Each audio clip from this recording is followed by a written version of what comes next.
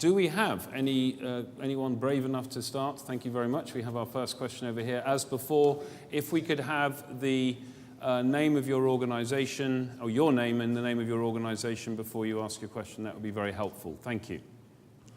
My name's Craig Simmons. I work for Best Foot Forward. We're a sustainability consultancy. We did the climate change strategy for London 2012 and probably best known as the authors of the carbon footprint study.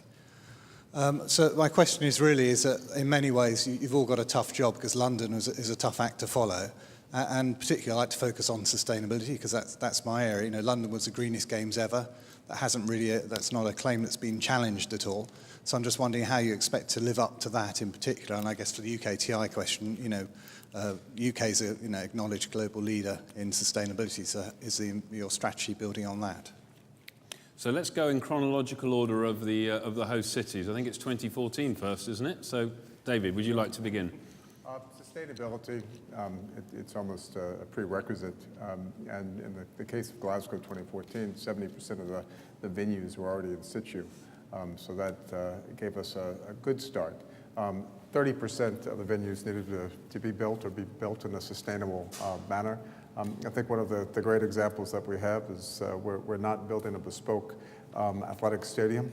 We're using an existing stadium, Hampden, at the Scottish National Stadium, and taking a football pitch, and with pioneering technology that we're developing with the IAAF, we're essentially increasing the footprint to develop an athletics field of play.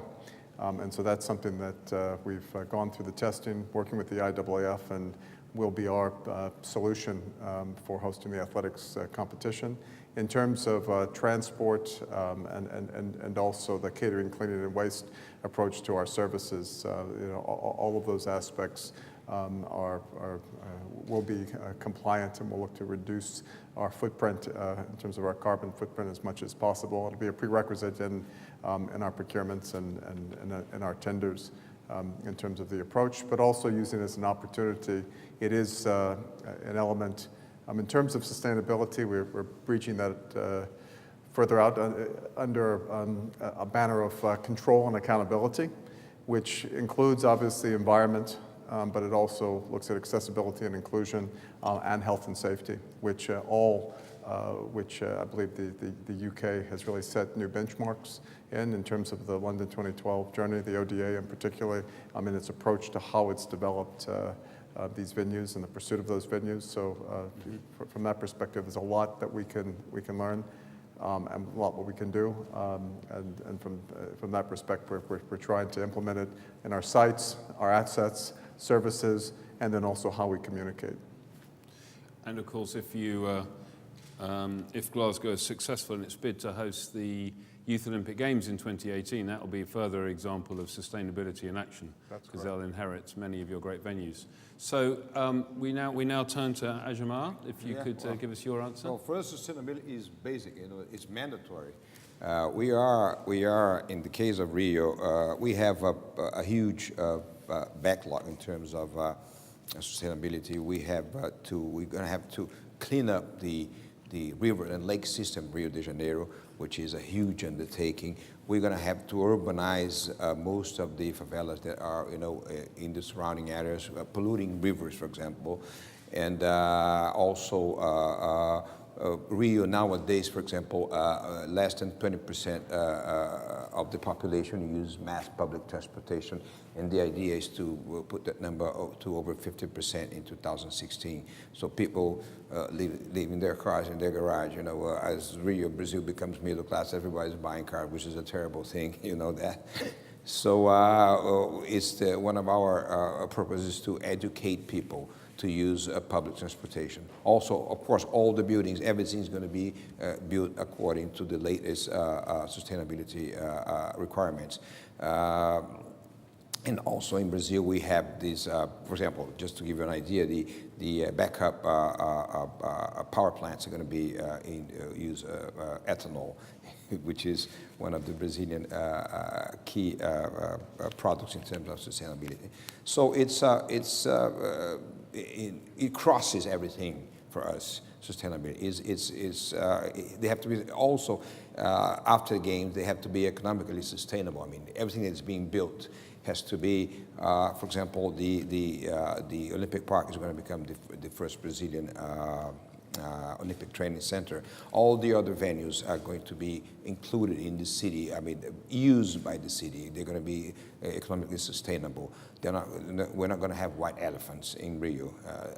This is very important for us because we had the experience of the Pan Am Games. Part of it became white elephant. I mean, not very much used, but the idea is it has to be used. So for us, it's a key factor. Okay, thank you. Dr. Hau, any white elephants in Taipei after 2017? Taipei is famous for its environmental achievements. Sustainability is the key factor. In Taipei's Universiade, we want to promote this part. And probably most of you don't know, Taipei up to now, we reached zero landfill already in Taipei. And so in terms of the business opportunity, as I mentioned before, we have 63 venues, and out of these 63 venues, only 2 is going to be constructed, newly built. And for the rest 61 venues, we are going to be renovated. And of course, the scale of this venue are probably not fit for the Universiade. So we need some technology, for example, temporary venues or modular structures, etc. I think this part is what we seek for and what we are in need urgently. And other than that, the software, for example, how to, all the protocols of the sports events.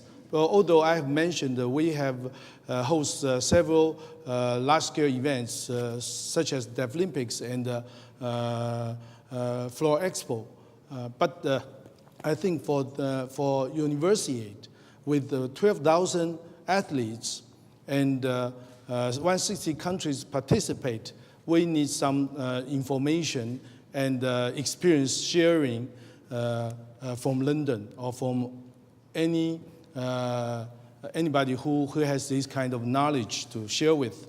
Other than that, security measures, especially in the Universiade village, that's the part that we are, right now, we are seeking help. So as for me, if you bear something in mind, sustainability, environmental protection, for example, we have revitalized a river in Taipei, it's called Tanshui River, which is very close, similar to Thames River in London. So if you bear this in mind, we want to build a green city, revitalized city in mind, then help us to do the Universiade protocol, either software, hardware, then you are welcome. Wow. Thank you. That is an open invitation for British companies to get involved in a whole raft of different areas there. Andrew, if I could just ask you to briefly touch on the whole area of sustainability. Is it a particular strength of the UK's? Is it one that you find resonates well around the world as you go and sell UK PLC? The simple answer to that is yes. I mean, it is of considerable interest. The UK is considered in many cases to be leading in many of the things we do around sustainability, to actually be ahead of the US in this particular area. And without a doubt, it's one of those areas that most of the future host cities that we deal with all are very interested in that. We did quite a bit of work in the early days with a number of the ministries in Rio around helping them understand the sort of things that London was putting in place, the measurements particularly around how you measure that. And that has underpinned some of the things that they're now looking at doing. Very good, thank you. Next question, please. We have an opportunity for a few more. We have one here.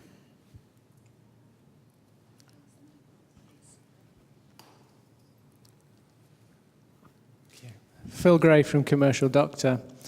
A question about legacy. To what extent do you think that the events which you're going to be hosting will lead to a long-term development in sporting infrastructure in your countries?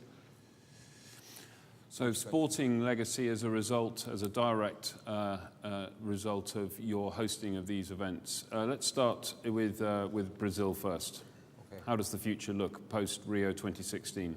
Yeah, I mean, for us, it's been since the Pan Am Games that we are worried about this question of legacy. We're not talking only about sports legacy, but as I said here before in my presentation, sports linked to social development.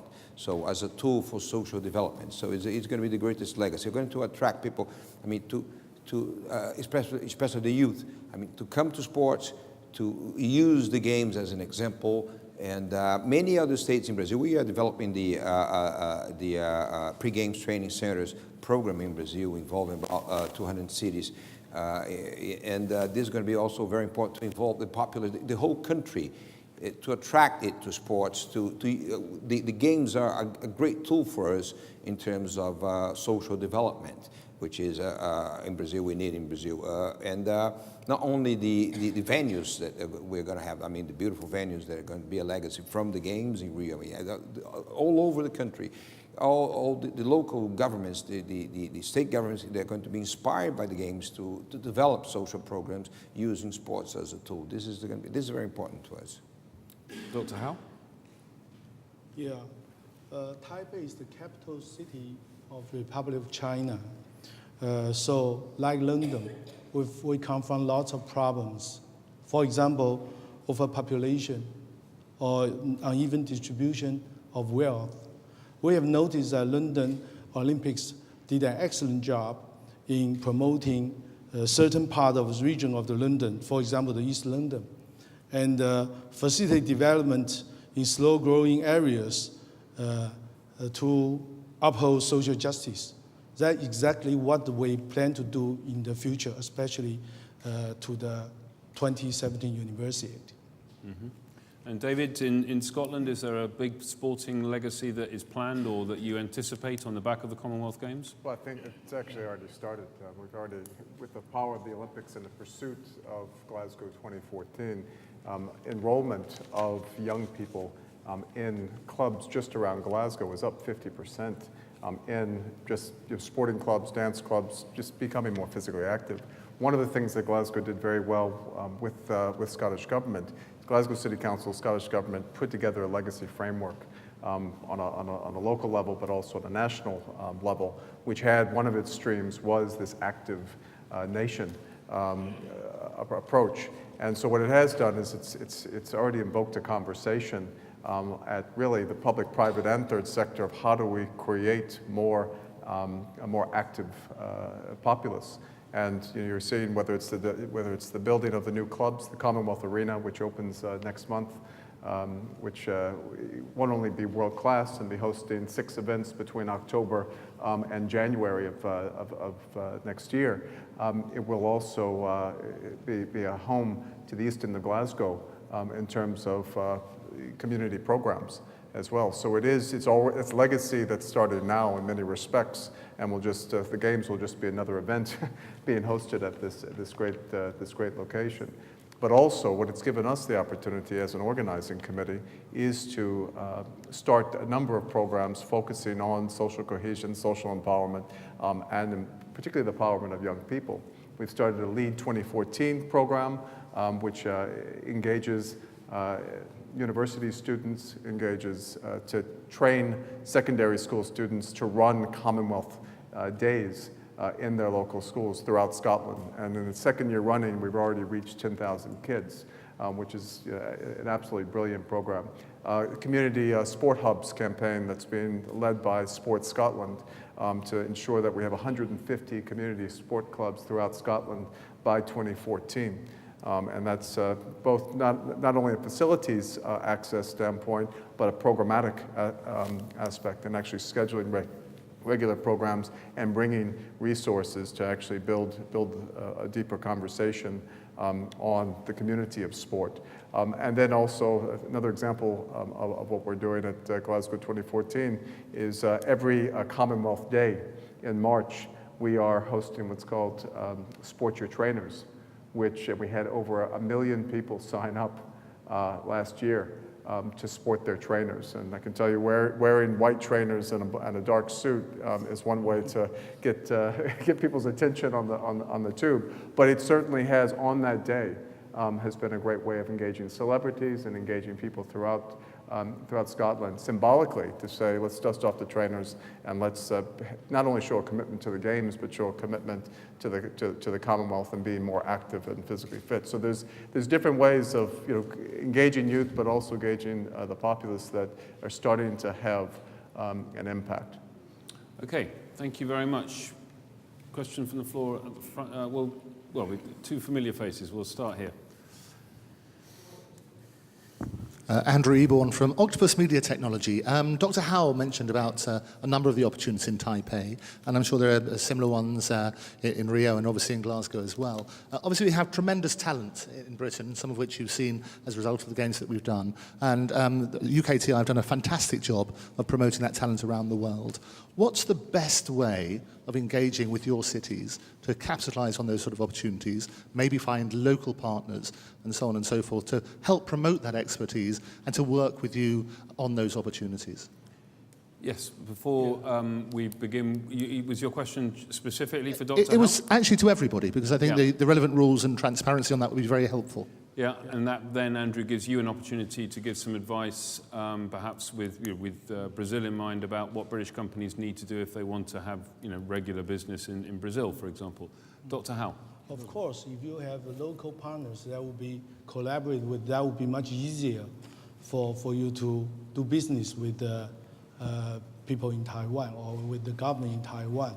But if you want to get more information to find either local partners or you do it by yourself, you can contact with our representative office in England. Our ambassador, Dr. Shen, is here. He will give you his card, and if you need any information, we have direct contact with our representative office. So I think that would be the easiest way to do business with. Yeah. Thank you. Before we come to Brazil, David, one of the things I often hear is from British companies that it's actually harder to get business in, say, Glasgow than it is to, say, perhaps in Russia. Is there a natural prejudice against English companies, perhaps? I'm not going to answer that question. No, I think we have a portal, and that portal is actually a legacy in itself that's been developed by Glasgow City Council. At first, it was pushing primarily games contracts and games-related capital build projects, but now it's expanded out to contracts throughout the city, and we also have a strong linkage to the Scottish Government's portal as well as part of that. So what I'd say is register on the portal. We have over 20,000 companies already on the portal.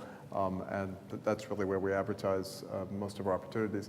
We do look for a strong community benefit opportunity, and we've already had, for example, our host broadcaster who has come on is going to be hiring 1,000 people locally and throughout Scotland, but also has a very strong interest to train young people in media as part of a legacy initiative. So it is something that's part of our ethos, and it's being more than just a supplier. It's also really contributing to the longevity and sustainability, and that's one of the things that we're looking at, and as a partnership, not just the Organising Committee, but also Scottish Government, Glasgow City Council, and everyone else involved. Thank you. So before we turn to Agemar, Andrew, if I was a British company wanting to have a piece of the action on the FIFA World Cup in 2014 or the Rio 2016 Games, what advice would you be giving as starting points? I think the first thing I'd say is, first of all, be confident about what you've achieved and what you can do, but don't be arrogant. Really what I mean by that is that all of these events are different. London is different and will be different from Rio, from the Universiade in Taipei. And therefore, you need to think local. You need to really find those partners that If it's nothing else, it's because of the linguistic differences, of course, but also they are knowledgeable. They know how those markets work, and it's those sorts of, really it's that transfer of knowledge and that partnership. It's really identifying what your key unique selling point is, and really seeing how you can add value to a local Brazilian or Russian or Qatari company to really help you through those processes. London, we had Compete For and many other things like that, and David's explained about Glasgow. That isn't necessarily a system that exists anywhere else. And the final thing I'd say is really do take advantage of the services that UKTI can offer through our embassies and consulates overseas. These are people that are locally engaged staff, they're locals of the country, they do know the markets, they do establish the contacts, they do have great connections. And yes, there may be some cost involved in that, but I will virtually guarantee you that if you have to do it yourself, you will probably end up spending more in time and effort.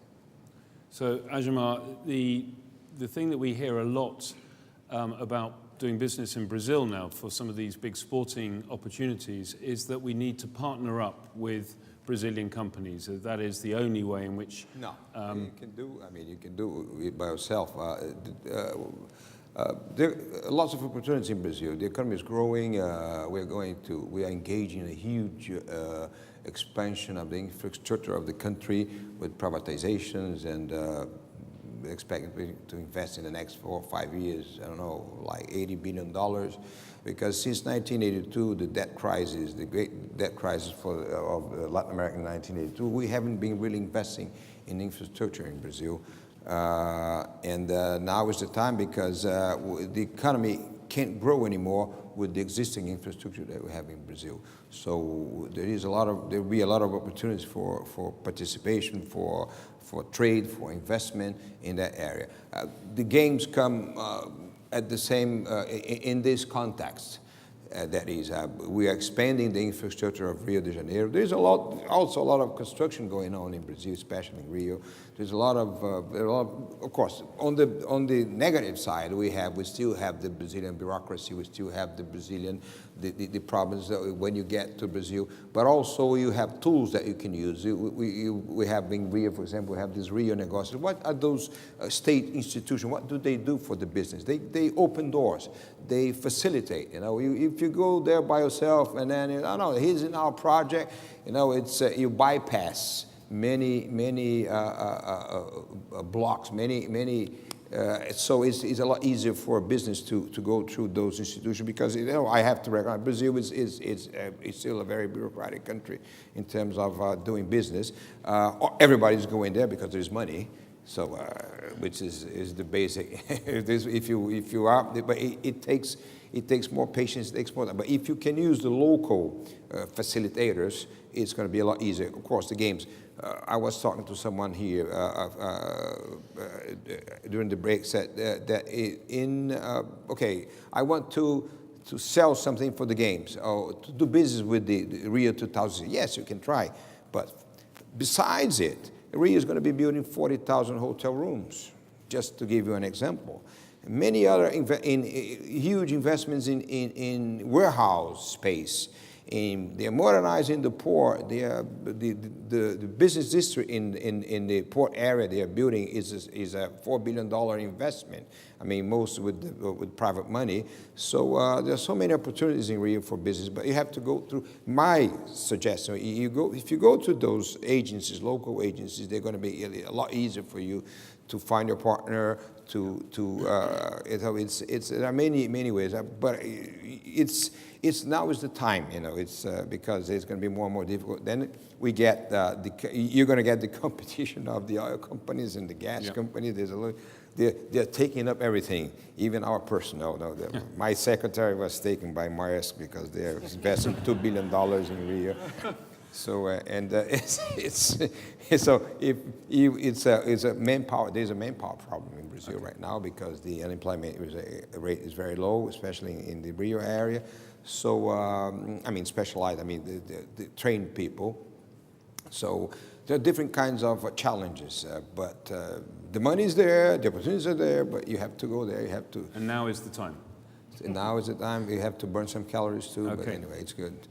Very good. Thank you, Agemar. I mean, I would just add one, as someone who does a lot of export work into Russia in the sports world, I would add one more small piece of advice is never underestimate the nation and, that you're targeting and their capacity to come up to speed very, very quickly. The criticism I get told to me by Russians about British companies and other nations as well is that we treat them as developing third world nations at the beginning and the middle and at the end. And they say we may be at the beginning, but we're not by the middle, and we're certainly not by the end. And that would be the advice I would give, is to recognize the speed with which many of these nations can catch up and sometimes surpass the expertise that we're offering. We've got time, I think, for one final question. There's one over there. And then we have to conclude, we've got two very special guest interviews, which I'll reveal more on in a minute. Hi, John. Sorry for hogging the microphone. Something the Minister mentioned first thing this morning was that a lot of organising committees had been to London, and their perception at the end of the Games was quite different perhaps from the beginning. I just wonder, a question to the committee here. Fully appreciating that blueprints for games are set and then they're long term. Have the various committees here taken anything from these games, and will that affect anything in the short term in terms of budgets or temporary infrastructure, seeing the uptake in, say, sponsorship, the revenues generated from that, and including the massive public interest? Now, because, Dr. Hau, you have to leave very shortly with Andrew for some matters downstairs, would you perhaps like to answer that? Then you and Andrew could leave the stage. We welcome sponsorships, and for any kind of sponsorship which is benefit to our university are welcomed. And also, budget-wise, as I mentioned, for the university itself, it will the total budget is around 1,000 million US dollars, including the university village. Other than that, I have shown lots of investment opportunities. If you need some information in detail, my colleague will give it to you, a booklet about all the list of the what we need and the investment opportunity in Taiwan, in Taipei. Yeah. Okay. Very good. Dr. Hau, you have to leave now. Andrew, why don't you take Dr. Hau down to his I hope interview. to see all of you in Taipei Yes. in the near future. And Taipei is a friendly city, and I just say a few words. I give you a taste of feel. You know, if you get lost in Taipei, you ask for directions. People in Taipei not only give you the direction, they take you to the destination. That's Taipei. Thank you. Yeah. Thank you, Andrew.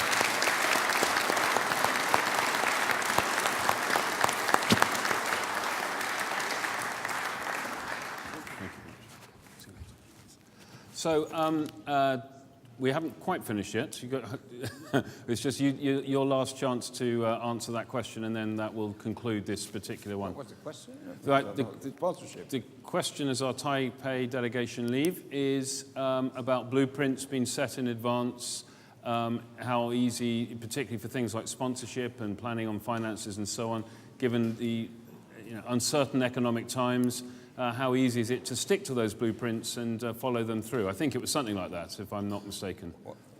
Yeah, were there any, looking at the success of the London Games, has anything been learnt that will actually affect those blueprints, certainly in terms of temporary overlay or investment? How has London affected your blueprints looking forward? David? Well, you first. Me first. No question, the role of social media in a games, the fact that everyone can be an investigative reporter, and how you communicate. I think there's an expectation in terms of real-time communication, and as an organizing committee, it's quite important in terms of ensuring consistency in message, but also using social media as a real opportunity to get out your message effectively. The power of Twitter, the power of Facebook, there's no question how it's been a major game changer. The challenges around security and so forth in terms of capacity building and so forth is something that received some attention in the lead up to the games. But I think in terms of UK context in particular, we'll be looking at that in terms of how we ramp up our capacity within a Commonwealth Games context, which is different than an Olympic context, and really looking how to maximize opportunities and create efficiency between security, safety, and spectator services. I think that's something not only the Organising Committee, but also Strathclyde Police, which is our primary security provider, will be looking at quite closely. And then I think the other element, Glasgow and the Commonwealth Games, is slightly different in terms of the proximity of our venues and so forth. It's a much tighter, more compact event. I mean, London, is just the distances are much longer, but I think the Tube was absolutely brilliant in terms of wayfinding and so forth. But I think particularly for Glasgow, our Olympic Park essentially is downtown Glasgow. All roads come to city centre Glasgow, and the distances are pretty comparable to walking across the Olympic Park once you've come into Glasgow. So we'll be looking at that in terms of how we engage local businesses and so forth to make sure that experience, and how we design our cultural program to make sure that experience, is fluid and really brings out the best of the city. And that's something that has been really recognized by the partners. So there's some similarities, certainly some learnings, but all in all, London has really shined delivering both of these games, and it's been an absolute pleasure to really have lessons learned and really to see it done right in so many aspects. And one of the great benefits of London is it's made Londoners proud of their tube system, which is always a good thing. Agemar, would you like to conclude these proceedings with was flawless. I mean, it's being flawless. It's a wonderful experience to be here to see it working. It's going to be a challenge for us in Rio to organize games. Of course, we have some challenges in terms of transportation, in terms of security that you didn't have. We have the Tube, which is a wonderful transportation system. We have the environment, as I said before. We have, but on one side we have all those challenges, and the other side we have the advantage. The games in Brazil are very popular. Everybody's for the games. The press, the population, because everybody's very proud that Brazil got the game. So we have to manage. We're going to have our challenge is going to be to deliver on time, to do everything right. So to be up to their expectations, because the Brazilian people, we are an outdoors people. We are very proud of the games. Everybody's going to participate. I'm sure everybody's going to be there. And but we have to provide good security. We have to provide. It's no point in having a very good communication plan to tell, it's wonderful, it's beautiful, if it's not working. I mean, if the reality is different from that. We have to be realistic. We have to face real challenges. We have to win. We have to be, we are doing everything right up to now. We have a very professional team. Everybody is very enthusiastic about the games. I mean, my team, everybody's we are very proud to be working for the games. Everyone in Brazil is very proud. I mean, even the unions, they are not creating any trouble for us. Of course, we have one problem here, one problem there, but we have our great challenges to live up to give the right level, provide the right level of services, the right level of security, the right level of venues. Everything has to be, if possible, as good as London with the Brazilian flair. Okay, thank you very much, and I'd like to thank you, Agemar, and you, David Grevemberg, very much for your contribution to this afternoon. Fantastic to hear, and our friends from Taipei, three very diverse cities, all facing similar challenges, but with very different approaches, and best of luck with the future. Thank you very much.